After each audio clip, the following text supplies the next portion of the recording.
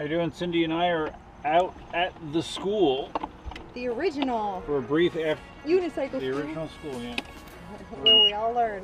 For a brief riding session after work. See how it goes. I have the S1, the M10-3, and Cindy's Inmotion V5F.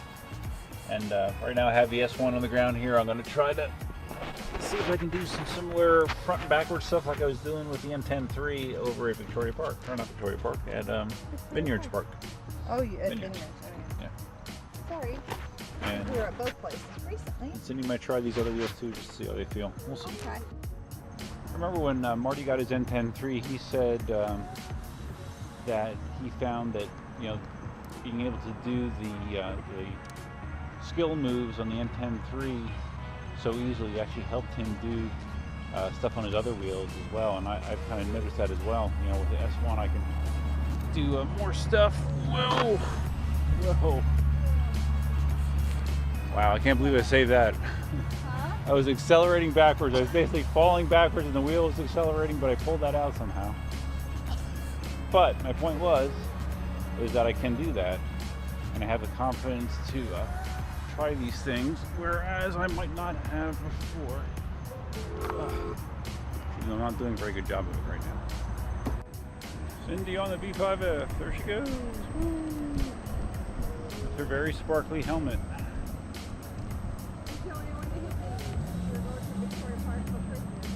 Yeah. Cindy. Yeah. Cindy.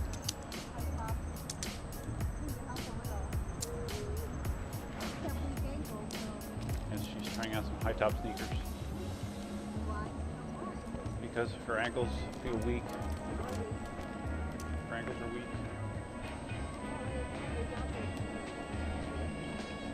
I kind of feel like I still don't have the pedals at an ideal angle for me with the S1. Even though I can do similar things in the S1, I definitely cannot do them as easily.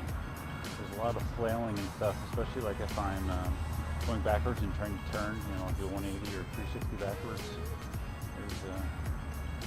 It's definitely not smooth, but again, it might just be adjustment to the different physics of this wheel, and power and size and pedal position and all that kind of stuff.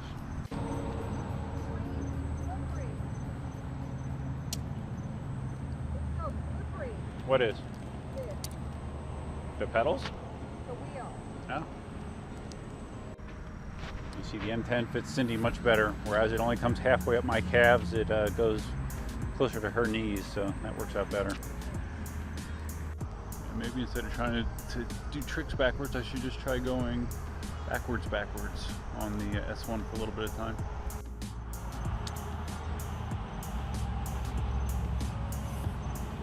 Yeah, when I'm trying to turn backwards, I don't know, the angle just, it feels real unstable real quick when I'm trying to lean into a turn backwards. LEDs on the M10 at night are like hypnotic. They're very, very cool. It's hard to get on. We're switching off again. It's hard. Because it's so low. So rigid. No. Right? Mine's taller. Yeah. Well, no, it's similar. It's very close. They're both 14-inch wheels, the S1 and yours. What's that? Yeah, because you only rode that for a fraction of a second the other day. So much easier to go backwards on the on the M10.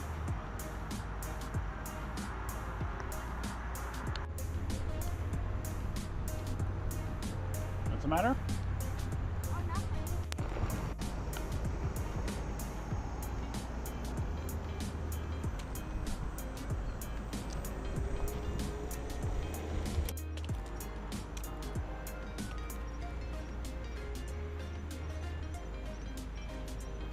Yeah. Lights look cool in that one too.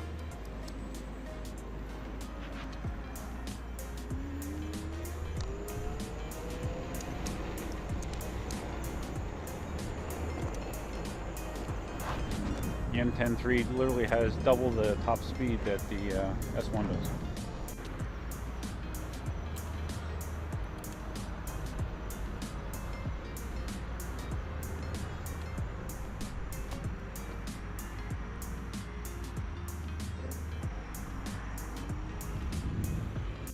back to the S1. One thing I've noticed is it looks like the pedals, if we look on the video, but the pedals might have a slight upward angle as far as instead of being more parallel to the ground or parallel to the, well, actually perpendicular to the wheel. Maybe that's why I'm having some difficulty doing some of the backwards turning. I don't know. These angles feel a little strange.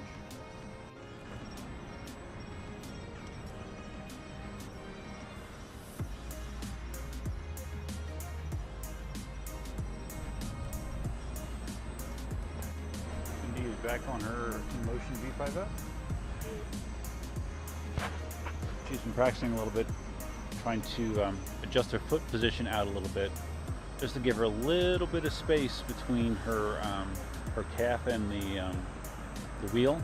When I was riding with Randall, I think I mentioned this in video. Yeah, maybe I didn't. I don't remember.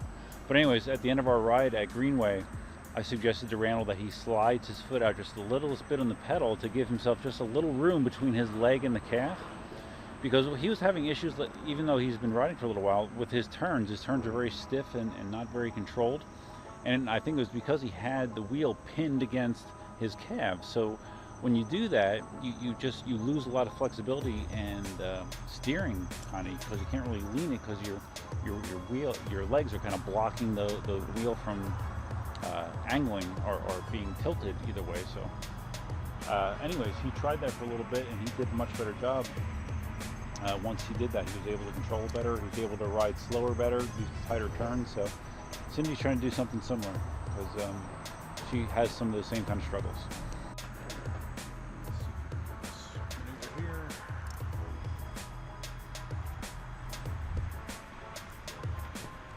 I also can't look over my shoulder as well on the S1. Yeah, I definitely think I need to adjust the pedals.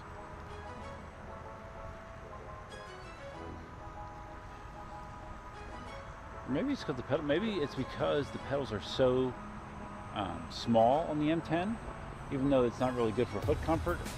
It gives you, my big ass feet are hanging over the edges, so maybe I feel like I can kind of control it better. You know, whereas the pedals in the S1 are bigger, they're more standard size. You can turn pretty tight in the S1 as well. Not quite as tight as the M10-3, but pretty tight. Cindy is back on the M10. It's good. She's she's been on all three wheels now at this point, just getting a feel for them. Good job. Cindy actually just paused in the M10, went back just a fraction of a foot, and then went forward again. Out of the blue. I didn't know she was going to try to do that. Pretty impressive. This S1 really is a nice wheel. I mean, this would be a really nice starter wheel. Too bad, getting it for $299 like I did is something that is not a normal price for it. But it really is a nice little wheel. Very solid. The motor isn't gonna overpower anything, but it can handle everything that I've been throwing at it. I haven't overpowered it at all. And 12.5 miles an hour is plenty fast enough for someone getting into electric unicycles for quite a while. She just went backwards probably about 10 feet on the M10. She said she fell backwards, but I watched her. She was kind of cutting back and forth, but she stayed on the wheel. She did not fall off. Very good. M10's a miracle machine. Oops. Just got a nice little scratch there. What's that? Film what? Oh well. It's a wheel. They're not. No, yeah, it's fine. Just scratched on the side. I tried to pick it up before it totally reset, before it totally reset, and then it just spun itself into the parking lot, unfortunately, but it's okay. I think what I'm having a problem with is, it feels like when I reverse my directions, I have to lean harder, and what that means is once the bot catches up to me, it starts to accelerate harder, and that's what causes me some issues with my balance. That's my non-scientific analysis. He is doing some S turning, which she normally does not do. Good. Looks smooth. Very good. I think she might like the M10. Oh. Yeah, I just made a half circle. Wow. Yeah, but you didn't crash, so that's good. That means you had some sort of control. Good job.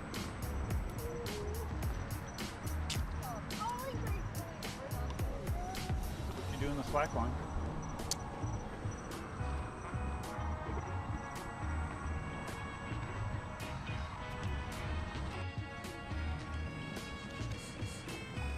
That was another 180.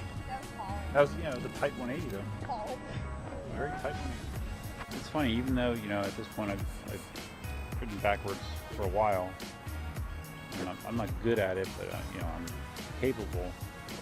But even with as much as I've done it, you know, you still have this moment when you're transitioning right here, where it can be a little scary, because that was a nice smooth one. But like if your shift of weight is not ideal there, and you start charging off backwards, it can be a fearful moment.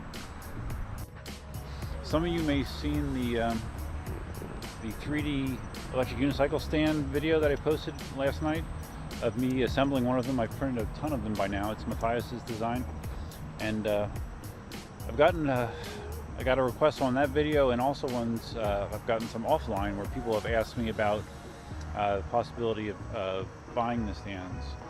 And I was talking to Matthias about it, and let me just say, there is a possibility that might happen.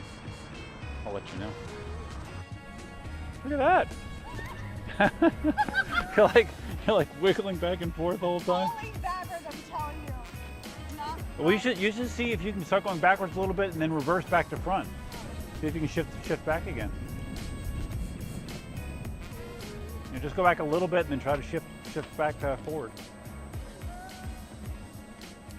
Nice, you did it. That was a full reversal. Look at that.